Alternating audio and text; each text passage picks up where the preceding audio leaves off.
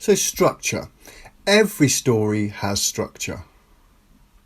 Structure really means different parts to a story.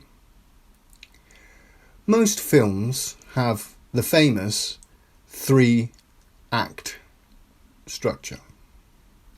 That means that the story from 0 minutes to 90 minutes or 120 minutes is broken into 3 acts. Act 1, Act 2 and Act 3.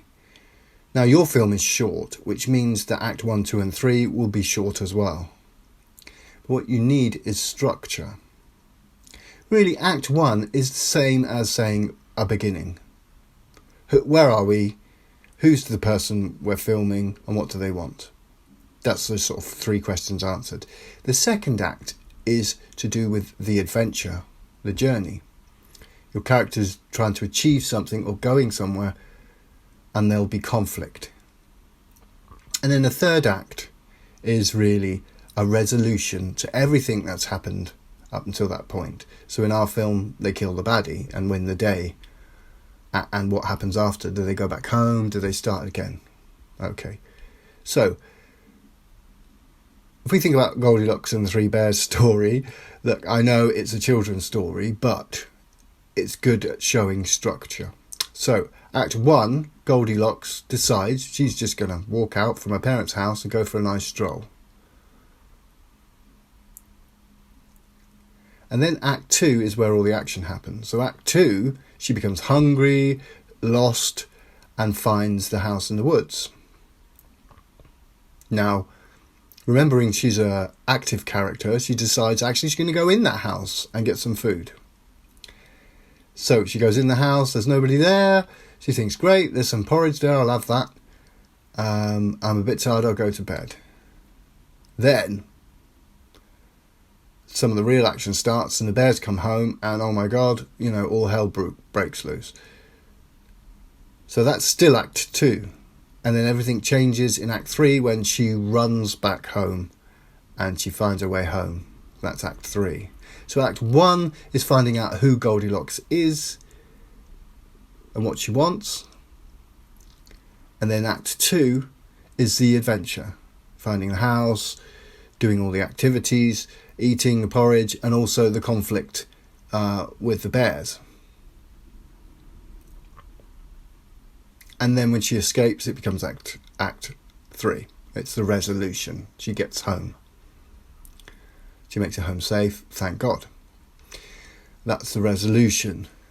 And it needs to be the same in your film. You need to start with a setup. Who are your people? What do they want? Act 2 is them trying to achieve something, trying to do something, or going somewhere. And Act 3, they've achieved it and the issue is resolved, but what next? What happens to your character afterwards? So I want you to start thinking about your film in terms of parts. Act 1, very quick. Act 2, slightly longer than Act 1. And Act 3, fairly quick again. So we're talking about a 15-minute film, for example, really that works out at 15 pages of script. So, you could have 5 minutes Act 1, 5 minutes Act 2, 5 minutes Act 3, so that's 5 pages for each. Or you can make Act 1 shorter, 3 pages. Act 2, where all the action happens, needs to be longer, so we'd say maybe 7 pages. And then 5 pages for the resolution, Act 3. So that's the 3 parts. So I want you to start thinking about your story in parts. What happens to your character? You know your character now, they've got a lot of background, so how do we introduce them? What do we want? What do they want to achieve? You should understand that by now. Who are your antagonists?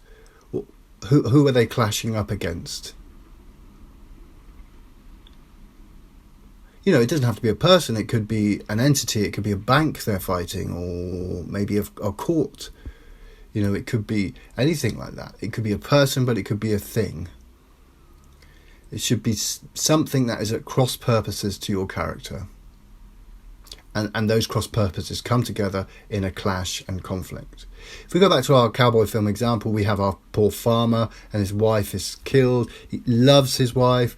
They're soon going to have a baby, and then suddenly she's dead, and he's furious. He wants revenge. Buys a gun.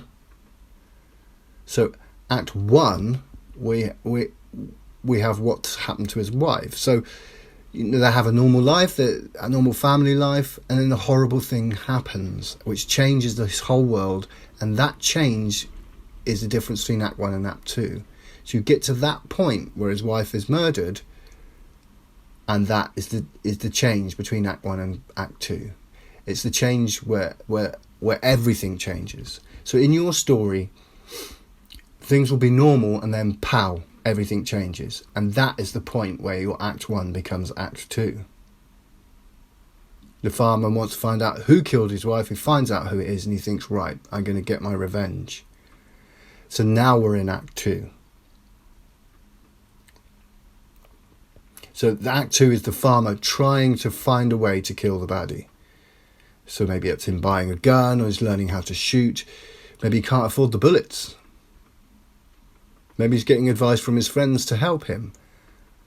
And that's his journey to go to the bad place, to kill the bad guy. And that's Act 2. And that's conflict. It's all conflict, conflict, conflict. Which means your character has these external conflicts and internal conflicts. You know, maybe it's a shootout with the bad man, or maybe it's a fight. But he's also going to have an internal conflict.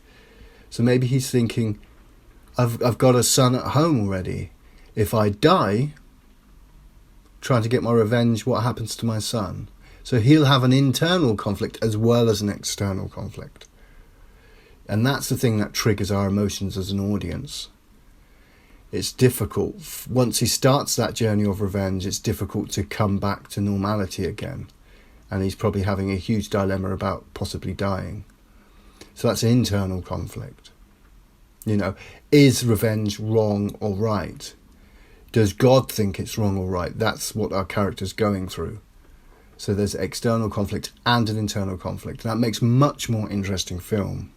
So for your character to know, for the audience to know what's going on inside your character while they're trying to achieve something. So you need internal character conflicts as external. I mean, there's a lot to ask for a 15-page script, I know, I understand. But it's important to have those elements.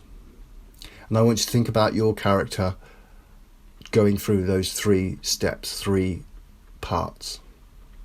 So I want you now to write a really rough, basic story, half a page. And that's what we call the premise.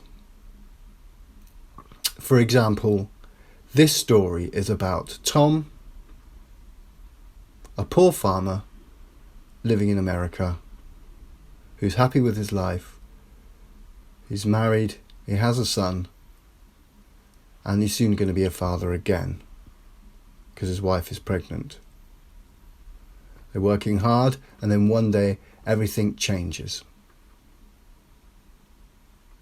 A bullet flies through the air, kills his wife and his unborn child, and everything changes to Tom. Now he's furious. He wants revenge on whoever fired that bullet. And it's the bad landowner. Okay? That is your premise.